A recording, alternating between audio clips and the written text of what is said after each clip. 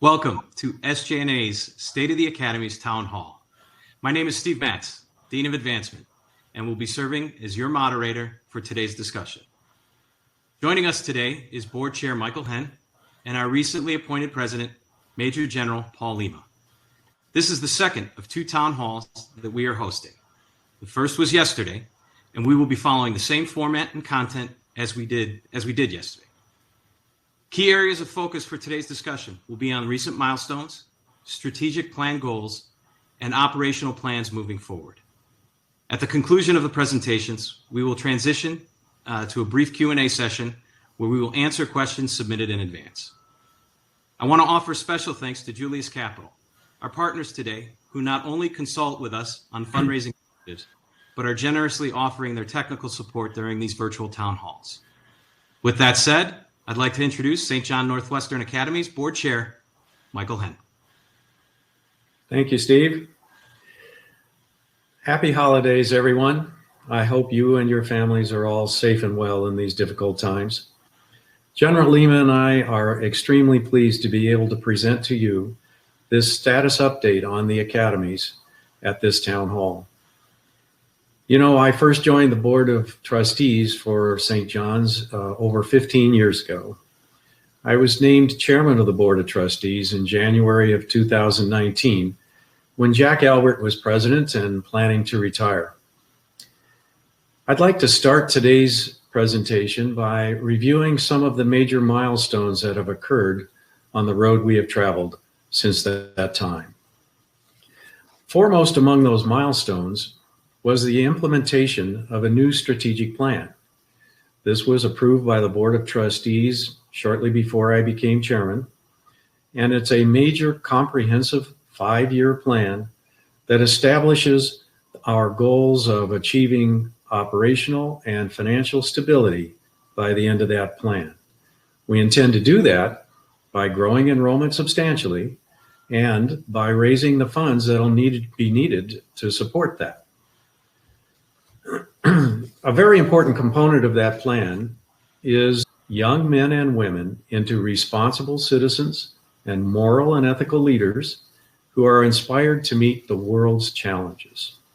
We achieve this through the foundational pillars of strong academics, enriching spiritual and character development, outstanding athletic programs, and effective leadership training, all provided in a secure and nurturing environment. This critical mission statement guides everything we do at the Academy. The next milestone of importance was that we needed to have a presidential succession process, our first in 15 years.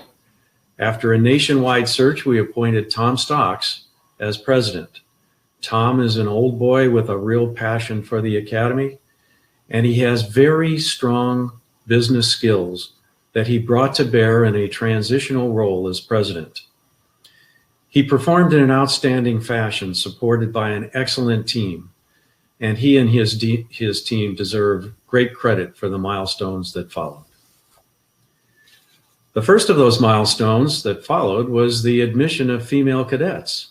I know this is a big strategic change for us, but it opened up a whole new avenue of enrollment growth. Growth for girls that want the same high-quality leadership that we have been providing our boys for 137 years.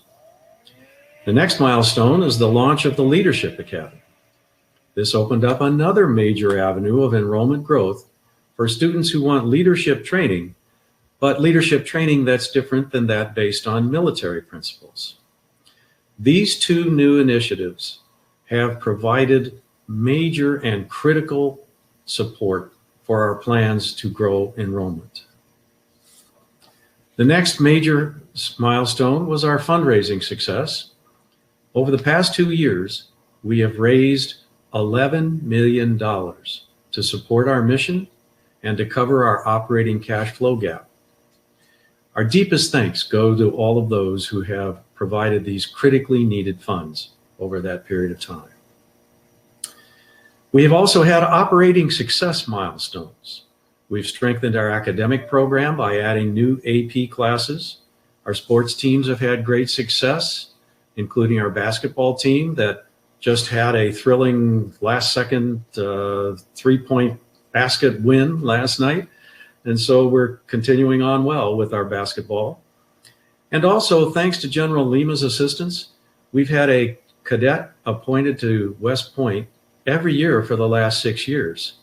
And we've also had cadets appointed to other academies, especially the Naval Academy, where Cadet Harrison Campling this year is true testimonial to the strength and ongoing excellence of our military academy program. And finally, the most recent milestone is our second presidential succession. The Academy is extremely fortunate to be able to name Major General Lima as president.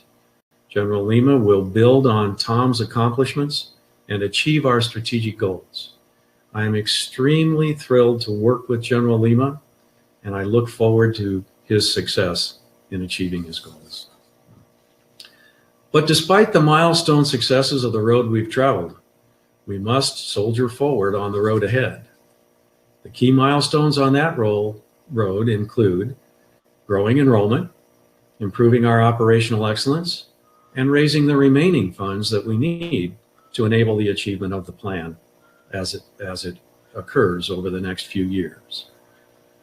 As to growing enrollment, we are achieving steady growth this semester. I'm very proud to report we have almost 160 cadets. We started with 150, so we're making very steady progress in growing enrollment.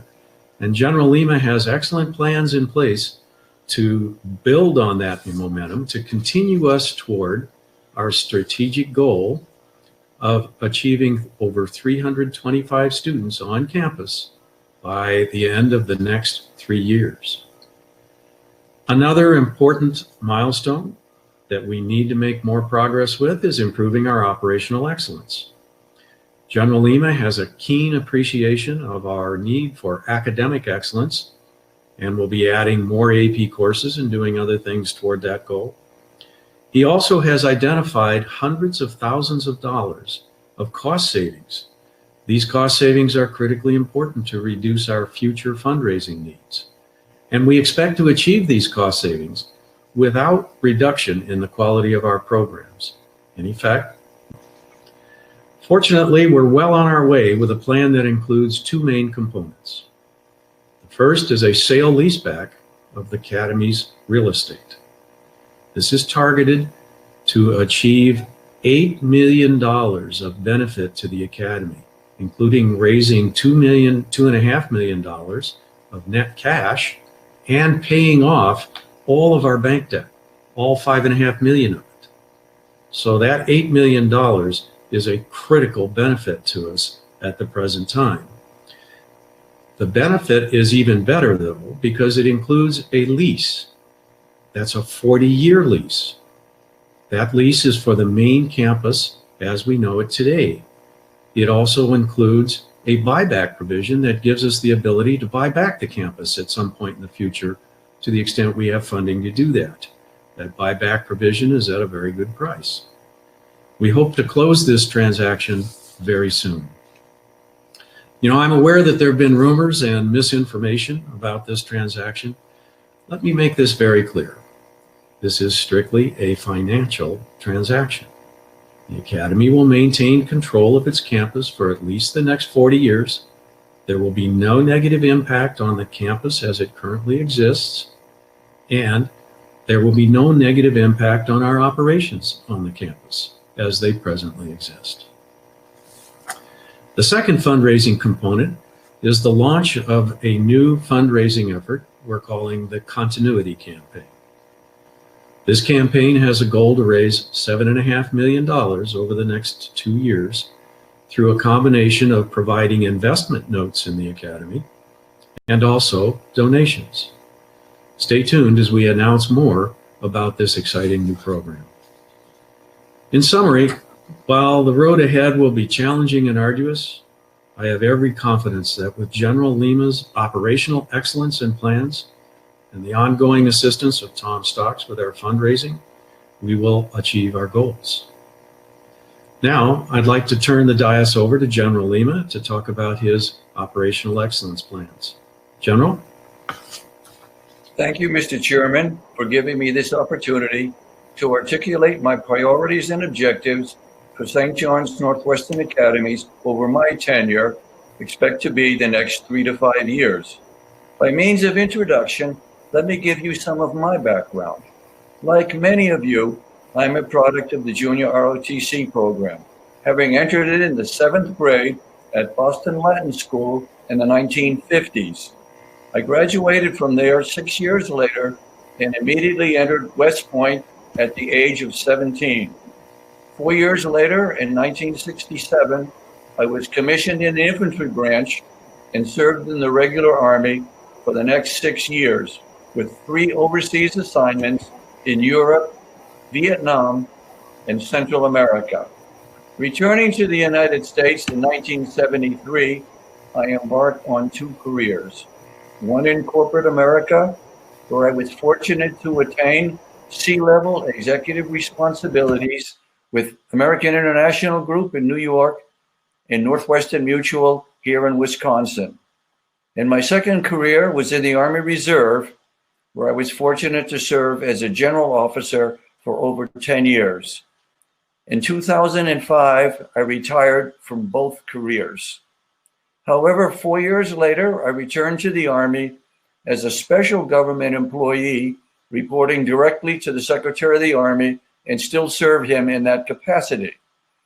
As part of my duties with the Secretary of the Army, since 2010, I've been working with St. John's Northwestern cadets for admission to West Point.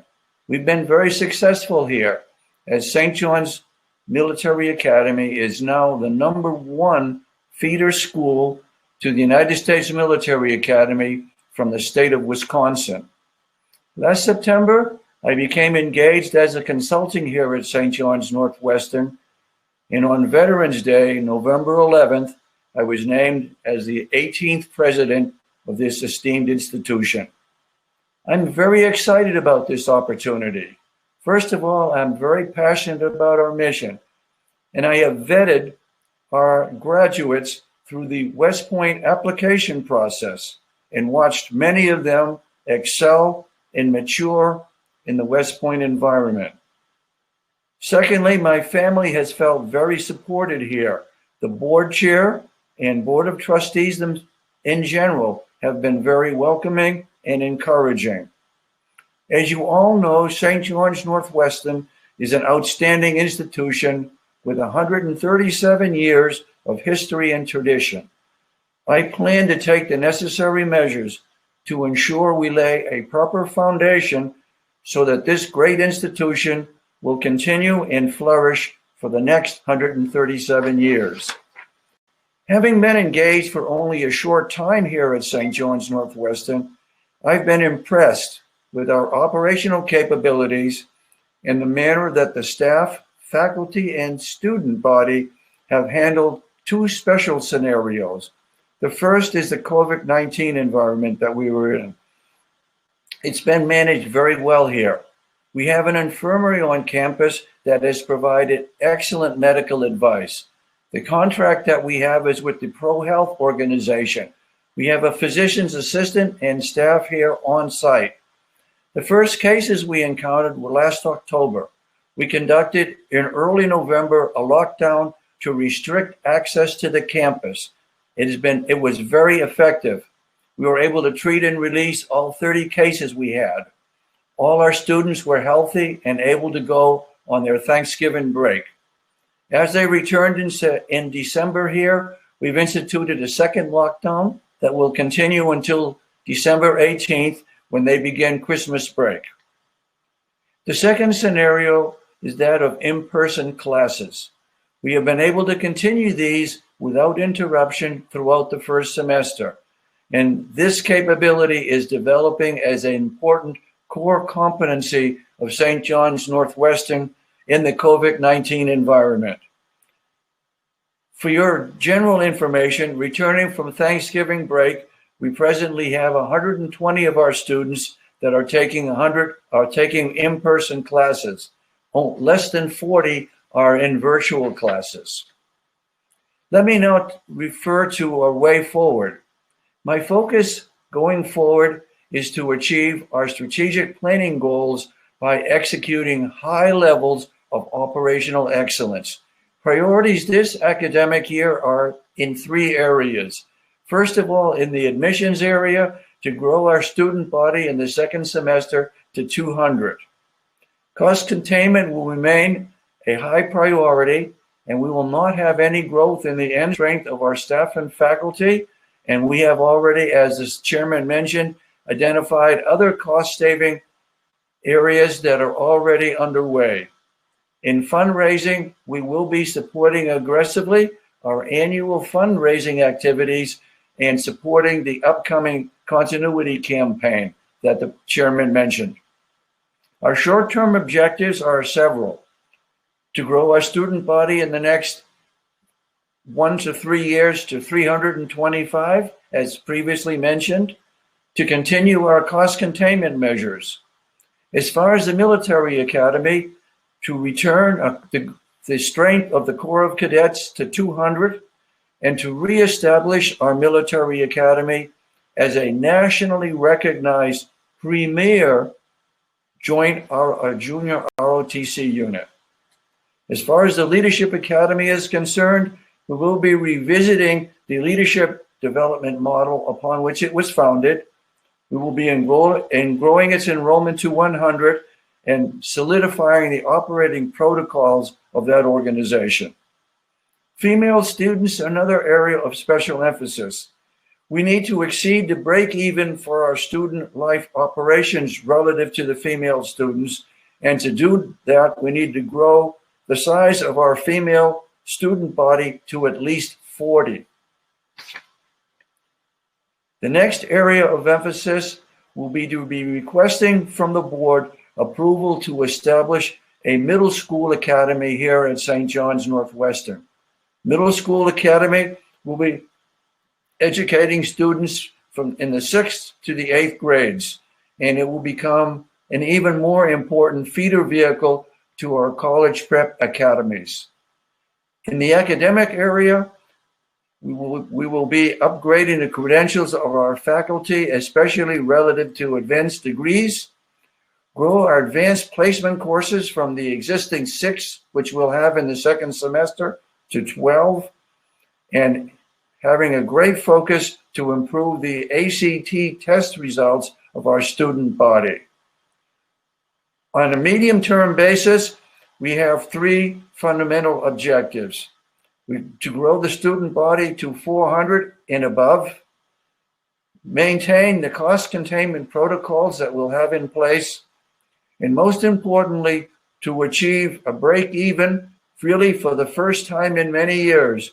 This break even will be where the tuition will pay for our academy operations, thereupon setting the stage so that we can begin to build significant endowment resources for future needs of the St. John's Northwestern Academies. I thank you for your interest and attention. Back to our chairman for a few concluding comments. Thanks, General Lima. Well, there you have it.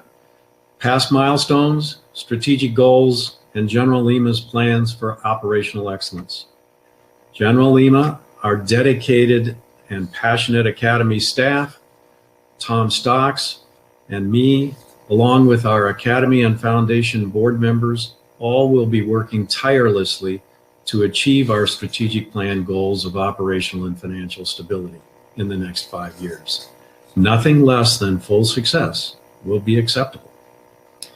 We enthusiastically accept this challenge, but we need all the help we can get. That means every single person who believes in this academy and its mission must join us in this effort. Each and every cadet, student, parent, past parent, the Parents Club, the alums, the OBAA, all of us must do our part. So we ask each of you to commit to the following 2 things. First, help us find and enroll every single cadet and leadership student we can find. This means networking, hosting events online or in person, helping the enrollment department with referrals anytime you're called upon. This all hands on deck effort must begin immediately with enrollment for the remainder of this semester and at midterm. And then it must continue on to maximize enrollment for next fall, and the fall after that, and the fall after that. We need to make sure we achieve our goal of at least 325 students on campus in the next 3 years. This is the most fundamental key to assuring the long-term success of our sacred mission. Second, help us raise the funds that we need to enable the Academy to meet our enrollment goals. This means giving to the Academy to the greatest extent you can and that you are individually able, and encouraging others to do the same thing. We have a special opportunity this year in that regard. The tax laws were changed due to the pandemic to allow charitable deductions up to the maximum of your adjusted gross income.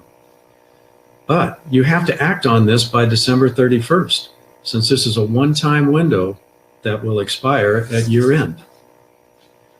The Academy also offers a complete array of estate planning strategies. We have $15 million or more of estate planning gifts that have been documented, and we need to build on that. We can do that because we have free legal advice to offer anyone who wants to provide an estate gift to us. Please contact Steve Matz for more information about that. Lastly, please consider participation in our upcoming continuity campaign. And if you're called upon, please be receptive and join us with that. Together, we're going to march on to success for the Academy we so dearly love. With that, we conclude our presentation. Thanks so much for your attention.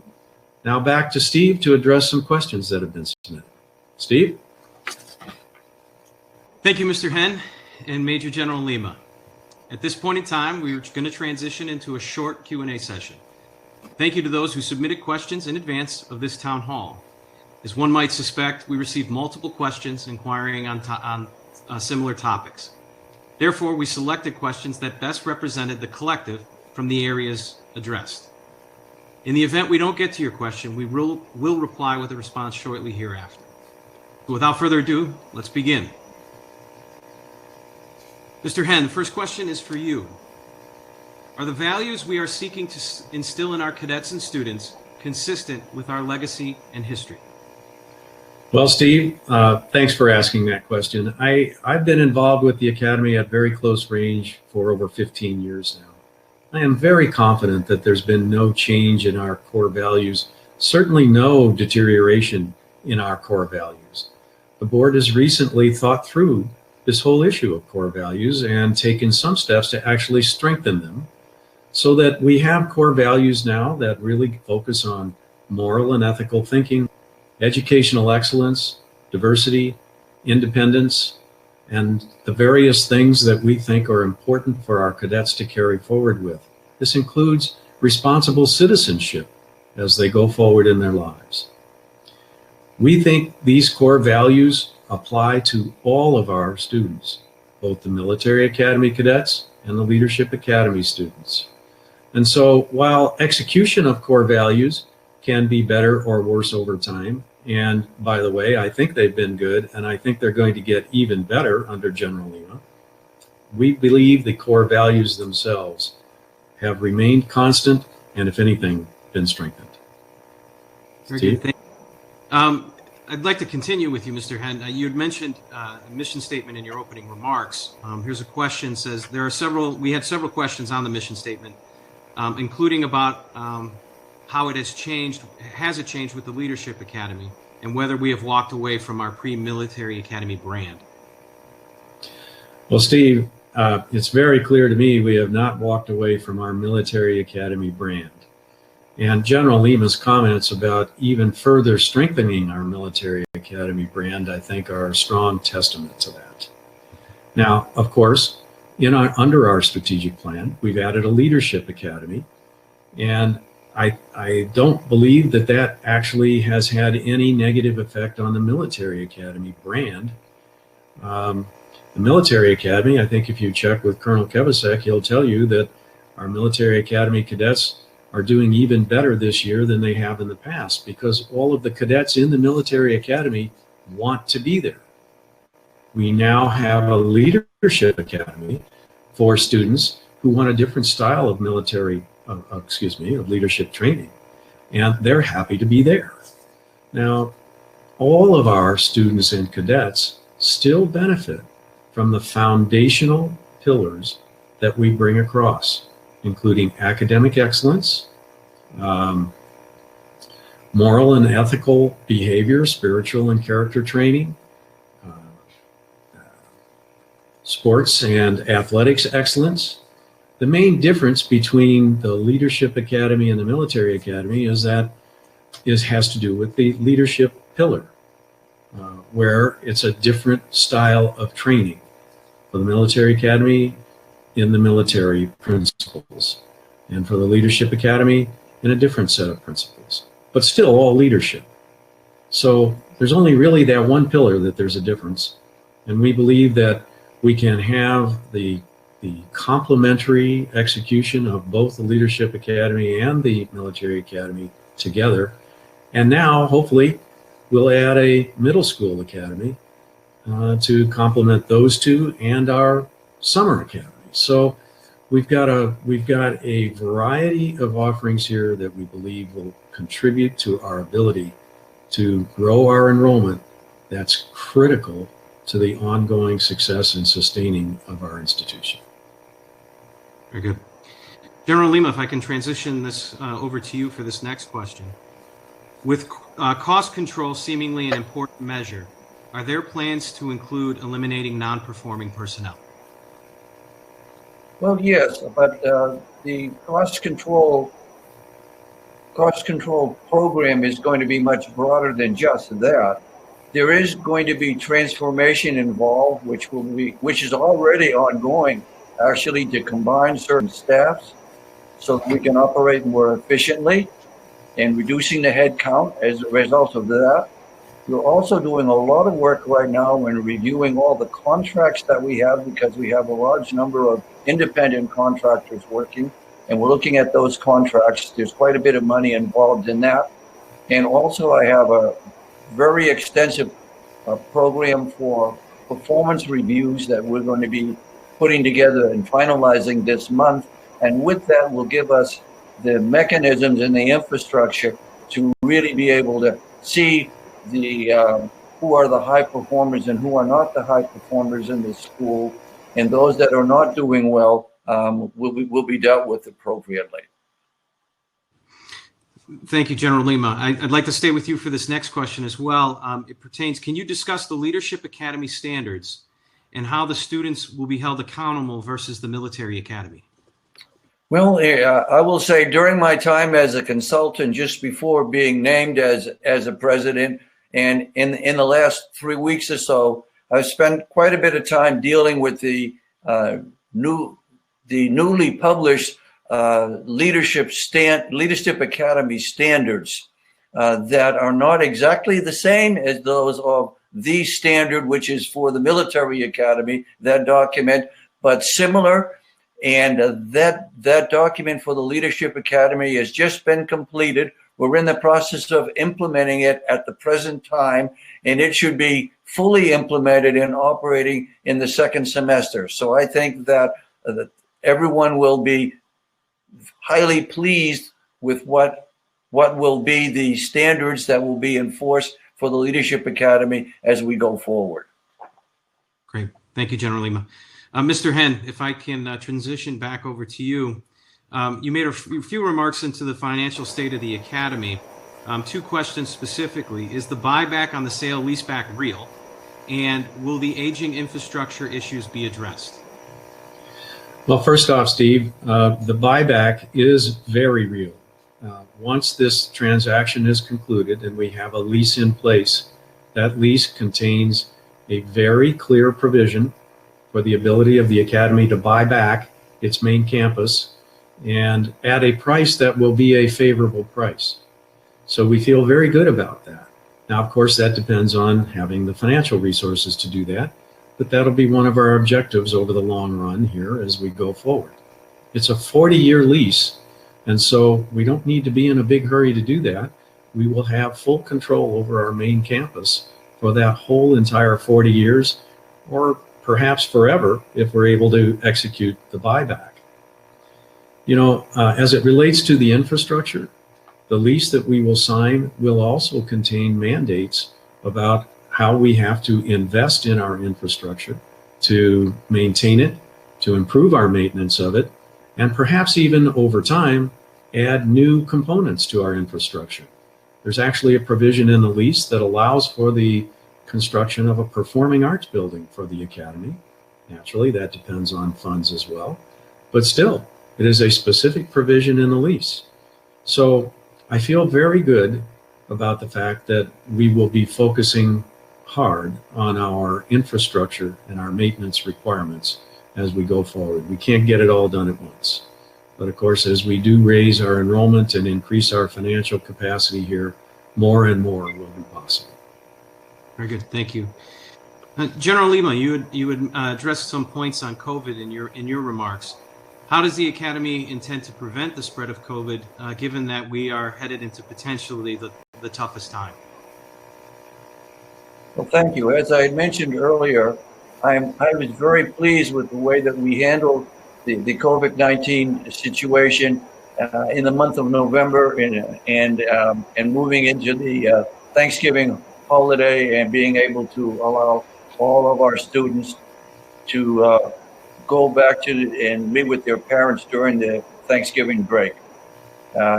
As I also mentioned, we have now the lockdown in effect here in December, and we fully expect to be able to do the same for the Christmas break period of time. We're not sure right now what the situation will be when our students return in January, whether or not we'll go into lockdown mode at that particular point in time. Not sure what will be happening relative to the availability of inoculations or the vaccine, etc. So we're not sure at this moment, but we'll be making that sort of decision in very early January as to going forward. But again, I would just like to emphasize that we do have the very best medical advice here on campus that's been doing a wonderful job in terms of giving us the timely and very accurate medical advice and helping us for any of the students that we've had to put in quarantine. So I feel very good about the way it's been handled at this point. Very good, thank you. General Lima, if I could stay with you, where are we headed with the alumni department and an alumni director position? Well, from what I understand, the alumni director was a position that was pretty much dedicated to working with in-person activities, activities in large-scale activities in the past, which under the present COVID-19 environment, that those things are really not possible. So at the moment, the alumni activities are really put into the alumni or the advancement department, and that department is handling those responsibilities as needed. And as long as the COVID-19 situation precludes the availability of large-scale events, we'll continue with that situation. Very good. Another question for you, General Lima. Will there be a summer program in 2021? Yes, we're already planning for it. We have the overall operation put together for it already. Just to give you kind of some highlights on it, in June, we will be doing the Lancer Day Camp and the JCLC, which is a program for the junior ROTC from Chicago, coming to the campus. In July, we'll be concentrating on the Summer Ops program. And in August, we'll have the ESL program and also the football camp. So those will be the main activities for summer camp, but also it's designed to allow for ample time for the maintenance work that has to be done on the buildings in preparation for what will be next year's next year's school year. So we will have the maintenance done for that in time over the summer. Very good, thank you. Mr. Henn, transitioning back over to you, what are the new leadership's plans for interacting with Old Boys and the OBAA?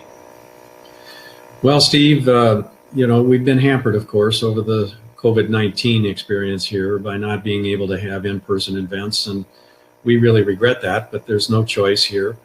In the meantime, we have a position on our board of trustees that is dedicated to the president of the Old Boy Association. Chuck Krametbauer has that position. He does a great job. Chuck and I get along really well. He is able to maintain direct and very knowledgeable understanding of what's happening with the academy and its operations and plans. And he works hard to convey that through the Old Boy Association. Now, at whatever point we are able to resume our in-person activities, we most certainly will. And I'll look forward to interacting with Old Boys. I'm an honorary Old Boy myself, so I'll be glad to do that. And in the meantime, we're doing these town halls now. This is the first of what I believe will be an ongoing series of these town halls that'll enable us to communicate more widely with everyone that has an interest in tuning in. So I think for now that should help us, and we'll see. Very good, thank you. General Lima, what can or will be done to enhance the college admissions function? Well, one thing in my position as the head of the West Point admissions field force, really for the last 10 years, I've been able to interact with guidance counselors from all across the state of Wisconsin, from many of the schools that have really excellent college admissions departments. So I understand basically how they function, and we really need to take a hard look at what we've been doing here in terms of, for instance, the working at West Point and the ROTC programs and the other service academies. Our guidance program is very good here, but I think for some of the others, we can improve it. So we'll be looking at upgrading this particular function over the next few months. And this will be part of our review of the academics department. Very good, thank you. And Mr. Henn, what can you tell our parents who are worried about the immediate financial future of the academy? Well, Steve, there's no getting around the fact that we have an operating cash flow shortfall. We need to raise money to close that shortfall and support our operations. This is in the range of millions of dollars. Now, as we are successful going forward with raising enrollment, that is the most fundamental key here to reducing our dependence on having to raise money. St. John's is not unique in terms of its need to rely upon donations. Every private educational institution has substantial programs to that effect. I'm heartened by the fact that we've had good success in the past in raising money. As I mentioned, $11 million over the last couple of years. We still have a large amount to raise, including a big goal here for June 30th of 2021. Our past success gives me confidence about the future, and we have a very good plan. Now, that plan is also assisted by the fact that we have a large amount of estate gifts that have already been documented in favor of the academy. The timing of these estate gifts, of course, is uncertain, but it will provide and has provided a steady stream of financial resource to the academy. And those estate gifts actually are an important component supporting our fundraising plans going forward. So, we have a lot of work to do. We're up to the challenge, and we're going to meet that challenge as we go forward. Very good, thank you. Mr. Henn, one more question for you. Some wrote that they will, and I assume this is coming from a parent's question, they pay a lot of money to send their child to the academy and are wondering why barracks are not in better repair. What happened to the money raised for those improvements? Well, Steve, my recollection is that we raised something like $140,000 or $150,000 at our fundraising events. I was there when we did that at the Excalibur a couple of years ago, and funds have been raised since then. These funds are still earmarked for that purpose, but the issue is we have to plan for how we go about that. And 140 or 150,000 isn't enough to kick off the first major phase of that project, which may well be to go through the barracks remodel with new furniture, etc. We still have to plan that exactly.